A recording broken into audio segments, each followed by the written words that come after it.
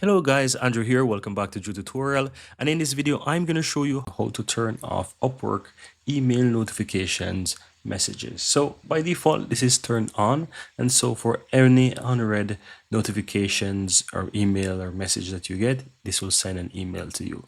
And if you don't want to fill up your inbox with all of these messages, I'm going to show you how to quickly check this. So to do that, simply click your account on the upper right hand side and go to the account settings, guys. And under the section, go down to where it says notification settings. Now under here, if you scroll down, you'll find the email section here. And it says that it is currently set to all activities for emails that are unread or emails with unread activities. You can click the drop down and set this to never, and so you will not receive those emails in your inbox, right? Now you can also go ahead and change the timing of those emails, how they come in. So this is every 15 minutes. We can switch this to every 1 day or immediate. It's really up to you. So I would say once per day or once per hour is not a bad thing. So once per day we can do that. But that's it, guys. Very easy and very simple.